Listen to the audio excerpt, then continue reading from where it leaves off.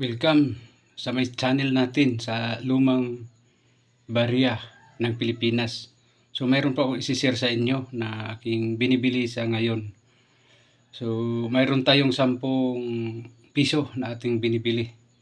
So ito isi-share ko sa inyo ito. Ito yung 10 piso na si Andres Bonifacio.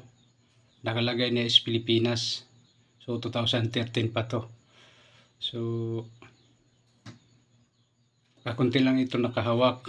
So makita nyo dyan. So pwede nyo itago nyan.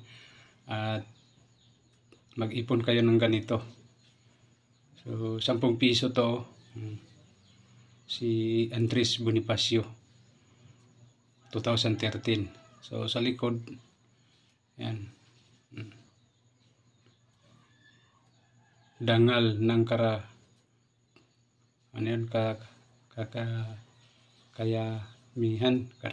Ayun. 150 years. 150 years anniversary. So si Andres Bonifacio. Yan 10 piso to. So ito binibili ko sa 30 pesos bawat isang piraso. 30 to 20 pesos. Yan. So, pangalawa, ito ang pangalawa. Yan. Si Apolinario Mabini. So, 10 piso din. So, kalagay is Republika ng Pilipinas. Dito naman sa kabila, may nakaupo na bayani din. Nakalagay, nakasulat is Talinong Talinong Paninindigan, 150 years. So 1964 to 2014 ito lumalabas nitong pira na to. Yan. So 30 pesos bawat isang piraso 30 pesos. So, pangatlo tayo dito. Yan. 10 piso din. So, Republika ng Pilipinas. So, ano to? Si Miguel Malvar. Sa likod, 150 years anniversary si Malvar. So, medyo nakatayo siya, Ayan.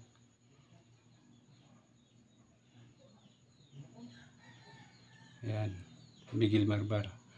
So, yan lang po yung mga presyo na to. 30 pesos bawat isa, 30 pesos. Kung meron nga dito, pwede ka na mag-comment dyan sa aking video para mabili natin. So, gusto ko lang, masishare sa inyo is gusto ko lang i-meet up.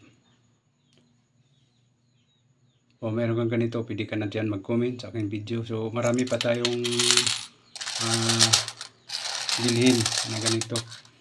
Yung 1972, 1974, yan patuloy pa akong bumibili ng ganyan.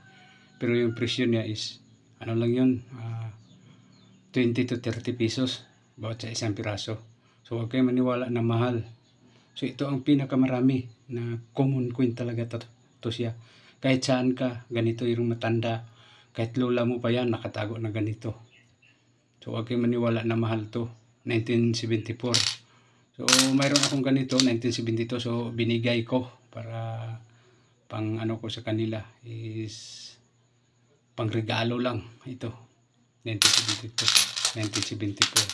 So, mayroon tayong mga common coin dito na patuloy kong binibili sa ngayon.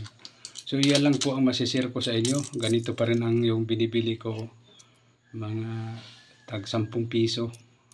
Bawat isa yan, 30 to 20 pesos. Bawat isa, ganyan. So, gusto ko meet up. Ayaw ko ng, yung magpadala. So, huwag kayo maniwala na ganito. Kung ginto to. So, mahal. So, mura lang ang bili ko.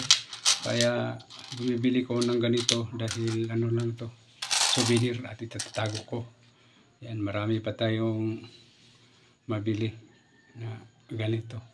So, ilan ko sa susunod na video ko. So pwede kayo dyan mag-like at mag-comment sa aking video at mag-share kayo. So maraming salamat sa inyong lahat at ngayon 2025 na. Sana magpatuloy pa rin tayo na bumibili dito sa Mindanao. God bless po sa inyong lahat. Bye-bye.